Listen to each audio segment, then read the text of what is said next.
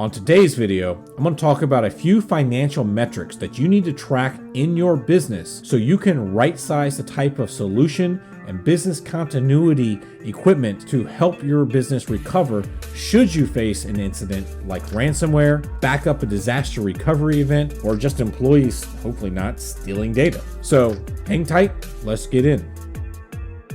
My name is John Barker with Barker Management Consulting and also the host of the Business Samurai podcast. I've been in tech for over 20 years, and I'm bringing these videos just to help better educate you to align cybersecurity to your business operations to better secure and help you scale and grow. And if all of that sounds great, do me a favor, give me a like, leave me a comment, let me know some other things in the tech and business world that I can help you expedite your growth and make your business more secure. One of the things that it comes with cybersecurity and technology in general is planning for disasters, planning for recovery can be very expensive. The software out there, it can be all over the map. And the one thing you need to understand is a little bit of your risk profile. And there are several metrics out there that you can use to start understanding if a solution is going to be the right one for you. Because the one thing that you don't want to do is have a $100 asset, for instance, and spend $1,000 protecting it. That doesn't make any sense. On the flip side, you don't want a $1,000 asset that you need to protect that's critical to your business, but you're not spending anything, because at some point you are going to be exposed to some sort of incident, whether it happens today, tomorrow, next week, next year. You just want to make sure that the solution is right-sized and that you can recover from whatever that is in a quick enough manner that it doesn't do irreparable harm to your business. So there are two key metrics that I want to talk about today. What is the average wage of all of your employees across the board that if you had a system crash, for instance, or a ransomware attack, can you sit there and say, here's the average wage, here's the average of what it costs me to run my business per hour, per day, per week, per month, per year? The second one is at how much revenue is being generated per employee or per that time. So can you sit there and take you make $1 million in revenue, for instance, but based on how that comes in, you're making X amount per hour, you're making X amount per week, you're making X amount per month. So that way you can sit there and go, it costs me this much to run my business, employees bring in this much per hour. How do we now go back in there and play with that? And I've got a calculator on my website that you can use. You don't have to sign up for anything. There's no email. You can go here and play with this to your heart's content. I'll make sure the link is down in the comments. Obviously it's on the screen here as well. So this tool was originally made for use as a backup and disaster recovery.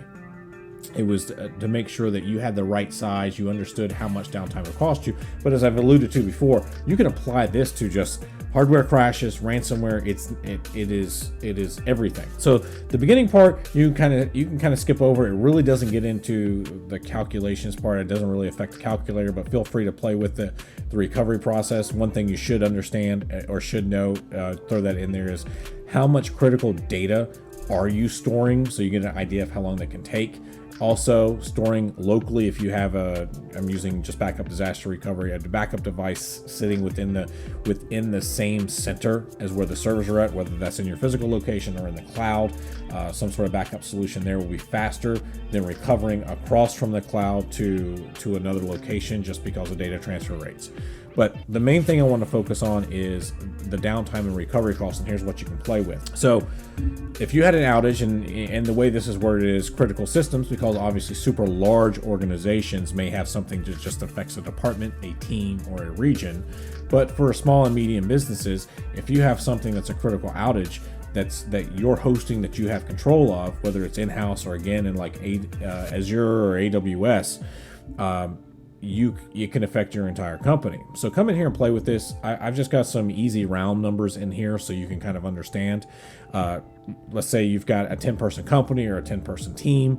They average $50 per hour, which is about $100,000 salary across the 10 people. Revenue that these 10 employees make can be attributed to them is $150 per hour. And then if you got any overhead, what's the overhead cost associated to them, whether that's building, rent, internet, whatever else, other tools, it's another $75. that it costs them per hour. You can see that in this scenario, the average cost of this incident, which was set at roughly 12 hours, would cost you almost $9,000. Let's bump that up to 100. Just say you had 100 employees, and you can see that cost balloons, exponential growth to over $64,000. So that's when you can start using these type of calculations and these type of metrics when it comes to some business continuity to go, hey, the solution that we looked at only cost 10 grand. We're protecting $64,000. If we have one 12-hour instance, maybe you've got a situation where, depending on what you're doing, you experience three 12-hour outages a year. Now take $64,000 and times it by 3. Because the one thing you don't want to do is you got $64,000 you need to protect with over your 100 employees. You're not going to go spend on a $100,000 solution or a $50,000 solution. Short of, again, you say, we experience this particular issues once a month. We're a target for whatever reason, or I can't even think of some other reasons. If you're having a significant issue like that once a month, you got other problems. But it's a good baseline to understand of what's your opportunity cost by not being able to generate new revenue as businesses flying by and you can't service them, but also how much does it cost you to have the employees sitting idly by while you're getting your company up and running again.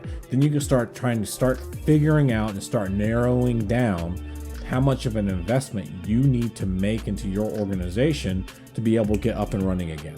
So it's kind of like an insurance policy. The kicker is you want to be proactive. Insurance policies in and of themselves are reactive. They're only going to be there to help you after the fact. We want to be able to, with cyber, be able to mitigate these processes, to minimize them, and having some solutions that come in house that how much it's costing you. You can right size. You can pick a percentage of the budget that you think is appropriate for you based on your experiences and your risk tolerance. It's on your personal risk tolerance that you can sit there. Once you know the numbers, then you can see where you feel comfortable at. So I hope that helps. Please go play with the calculator. If you think the calculator is fun to play with, give me a like, give me a comment, give me a subscribe. Let me know what else you'd like to see, and I look forward to talking to you in the next one.